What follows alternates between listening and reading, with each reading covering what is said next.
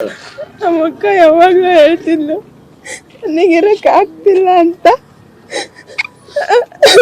ಕಣ್ಣಿಗೂ ಕಳ್ಕೊಂಬಿಟ್ಟಿದ್ದ ನಮ್ಮ ಅಕ್ಕನ.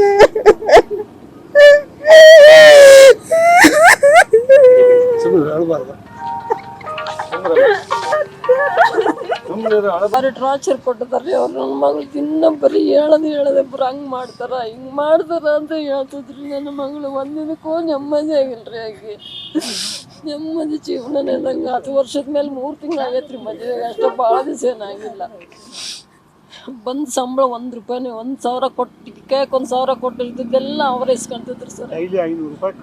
ಖರ್ಚಿಗೆ ಅಷ್ಟೇ 1,000 ರೂಪಾಯಿ, 1 ತಿಂಗಳಿಗೆ 1,000 ರೂಪಾಯಿ ಖರ್ಚಿಗೆ. ಅದರಲ್ಲೇ ಏನಾರ ಖರ್ಚು ಮಾಡ್ಬೇಕು ಅಷ್ಟೇ. ಅವಳಿಗೆ 40,000 ಸಂಬಳ ಬರ್ತಿತ್ರಿ. ವರ್ಷದ ಮೇಲೆ 3 ತಿಂಗಳಾಗೈತ್ರಿ ಮದುವೆಗೆ. ಅಷ್ಟೇ ಭಾಳ ದಿವಸ ಏನಾಗಿಲ್ಲ.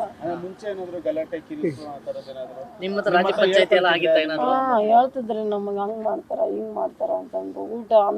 ಊಟ ಮಾಡಬೇಡ, ಅನ್ನ ಹೆಚ್ಚಿಗೆ ಊಟ ಮಾಡಬೇಡ, ದಪ್ಪ ಹಾಕಿ ಅನ್ನ ಇಟ್ಟು ಮತ್ತು ಆ ಥರ ಎಲ್ಲ ಹೇಳ್ತಿದ್ರಿ. ನಾವು ಮತ್ತೆ ಹಂಗೆ ಹೇಳ್ತಿರ್ತಾರೆ ಬಿಡಮ್ಮ ಅಂತ ಹೇಳ್ತಿದ್ದೆ ಅಷ್ಟೇ. ನಾನು ಇಷ್ಟೆಲ್ಲ ಮಾಡಿದ್ದಾರೆ. ಭಾಳ ಕಿರುಕುಳ ಕೊಟ್ಟಿದ್ದಾಳ್ರಿ ನನ್ನ ಮಗಳಿಗೆ. 1 ವರ್ಷ ಅವ್ರು ಮದುವೆ ಆದಾಗಿನಿಂದ ಇಲ್ಲೇ ಅದಾರ್ರಿ. ಅವ್ರು ಮದುವೆ ಆದಾಗಿನಿಂದ ಇಲ್ಲೇ ಅದಾರ್ರಿ. ಈಗ ನಿಮ್ಮ ಆರೋಪ ಏನು?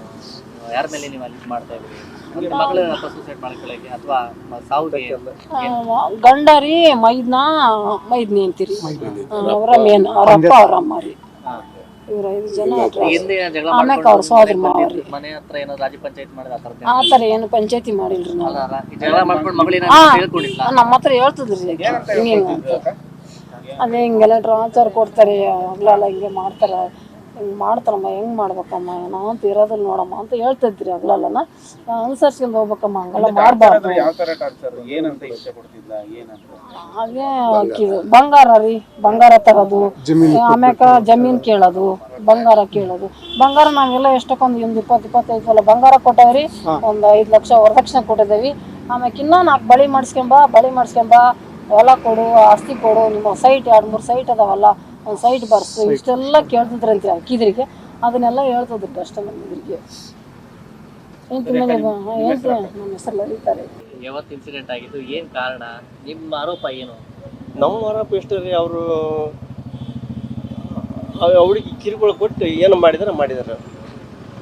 ಯಾವತ್ತು ಇನ್ಸಿಡೆಂಟ್ ಆಗಿದೆ?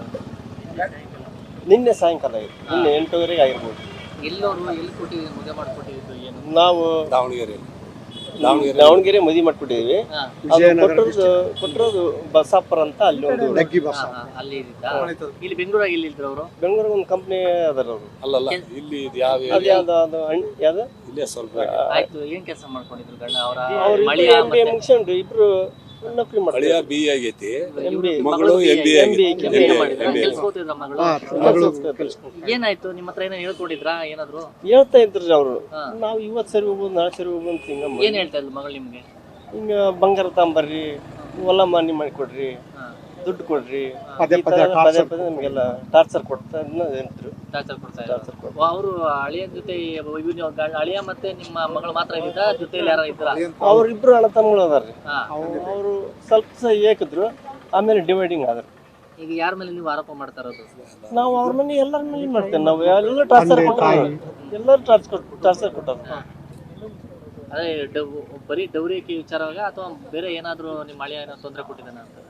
ಎಲ್ಲ ಡೌರಿನ ಪ್ಲಸ್ ಆಸ್ತಿ ಬಂಗಾರ ಎಲ್ಲ ಕೇಳ್ತಾರೆ. ಊಟ ಮಾಡಕ್ ಹೋದ್ರೆ ಕಸ್ಗಳದು, ಊಟ ಮಾಡಕ್ ಹೋದ್ರೆ. ನಿಮ್ಮ ಹೆಸರು ಹೇಳಿ. ನಮ್ಮ ಸರ್ ಕರೇಗೌಡ ಅಂತ. ಇಲ್ಲಿ ತಾಲೂಕು ತಳಕಲ್ ಅವರು 1.5 ವರ್ಷದಿಂದ ಮದುವೆ ಮಾಡಿಕೊಟ್ಟಿದ್ದೀವಿ. ಎಲ್ಲದು ಅರೇಂಜ್ ಮ್ಯಾರೇಜ್. ಎಲ್ಲ ಅರೇಂಜ್ ಮ್ಯಾರೇಜ್ ಇದ್ರೂ ಕೂಡ ಡೌರಿ ಏನು ಕೊಡಬೇಕಿತ್ತು ಅವನ್ನೆಲ್ಲ ಪದ್ಧತಿ ಸೇರಿ ಅವರಿಗೆ ಎಲ್ಲ ಕೊಟ್ಟಿದೆ. ಆದರೂ ಕೂಡ ಗಂಡ ಮತ್ತು ಅವರ ತಮ್ಮ ಮತ್ತು ತಮ್ಮನ ಹೆಂಡತಿ ಇವು 3 ಸೇರಿ ಒಂದೇ ಮನೆಯಲ್ಲಿ 4 ಒಂದೇ ಮನೆಯಲ್ಲಿ ಇದ್ದರು. ಆಮೇಲೆ ಸ್ವಲ್ಪ ದಿವಸ ರಾತ್ರಿ ಒಂದು ದಿವಸ ಹಿಂಗೆ ಟಾರ್ಚರ್ ಕೊಟ್ಟು ಒಂದು ದಿವಸ ಅವ್ರ ತಂಗಿ ಮನೆಗೆ ಇಲ್ಲೇ ಸ್ಟಡಿ ಮಾಡ್ತಾಯಿದ್ರು. ಅವ್ರ ತಂಗಿ ಸ್ಟಡಿ ಮಾಡಬೇಕಾದ್ರೆ ಒಂದು ದಿವಸ ಎಲ್ಲೋ ಮನೆಯಲ್ಲಿ ಬೇಜಾರಾಗಿ ರೈಲ್ವೆ ಸ್ಟೇಷನ್ ಬೆಳಗ್ಗೆ ಅವ್ರ ತಂಗಿ ಕಳಿಸ್ಲಿಕ್ಕೆ ಅಂತ ಮೆಜೆಸ್ಟಿಕ್ ಕಳಿಸ್ಬಿಡ್ತೀನಿ ಅಂತ ಹೋದಕ್ಕೆ ರಾತ್ರಿ 10 ಗಂಟೆವರೆಗಾದರೂ ಬಂದಿದ್ದಿಲ್ಲ. ಅವರಿಂದ ಕೇಳಿದ್ರು ಕೂಡ ಇಲ್ಲ, ಅವ್ರ ಸಿಸ್ಟರ್ನ ಕರ್ಕೊಂಡು ರೈಲ್ವೆ ಸ್ಟೇಷನ್ಗೂ ಅಥವಾ ಎಲ್ಲೋ ಕಳ್ಸಕ್ಕೆ ಹೋಗಿದ್ದಾರೆ, ಇನ್ನೂವರೆಗೆ ಬಂದಿಲ್ಲ ಅಂತೇಳಿ. ಮತ್ತು ಬೇರೆ ಅವರು ಚಿಕ್ಕಪ್ಪಂದಿರು ಅವ್ರ ಮಾವಂದಿರು ಫೋನ್ ಮಾಡಿದಾಗ ಫೋನ್ ನಾಟ್ ರೀಚಬಲ್ ಮಾಡೋದು. ನನಗೆ ಭಾಳ ಬೇಜಾರಾಗಿದೆ, ನಾನು ಹೋಗೋಕ್ಕಾಗಲ್ಲ, ಸಿಕ್ಕಾಬಿಟ್ಟೆ ಟಾರ್ಚರ್ ಕೊಡ್ತಾ ಇದ್ದಾರೆ ಅಂತೇಳಿ ನಮಗೆ ಭಾಳ ನೋವಿಂದ ಹತ್ಕಂತ ಹೇಳಿದಾಗ ಮತ್ತು ತಿರ್ಗಾ ರಾತ್ರಿ ಮತ್ತು ಅವ್ರ ಚಿಕ್ಕಪ್ಪಂದಿರು ಸತತವಾಗಿ 4 ಗಂಟೆಯಿಂದ ಹಿಡಿದು ರಾತ್ರಿ 10 ಗಂಟೆವರೆಗೂ ಬೇರೆಯವರು ಫೋನನ್ನು ತೊಗೊಂಡು ಅವ್ರನ್ನ ರೀಚ್ ಮಾಡಿಬಿಟ್ಟು ಮನೆಯಲ್ಲಿ ಕರ್ಕೊಂಬಂದು ಈಗ ಮೊನ್ನೆ ನಿನ್ನೆ ಸಾಯಂಕಾಲ ಇಷ್ಟೆಲ್ಲ ಆಗಿದೆ. ಇಷ್ಟಂತ ಅವರಿಂದ ಏನಾದರೂ ಹೊಟ್ಟೆ ಏನು ಹೇಳ್ಕೊಂಡ್ಯಾರ ಅಂದ್ರೆ ಅವ್ರ ತಂದೆ ತಾಯಿ ಅವ್ರ ಚಿಕ್ಕಪ್ಪರಿಗೆ ಹೇಳ್ಕೊಂಡಿದ್ದಾರೆ.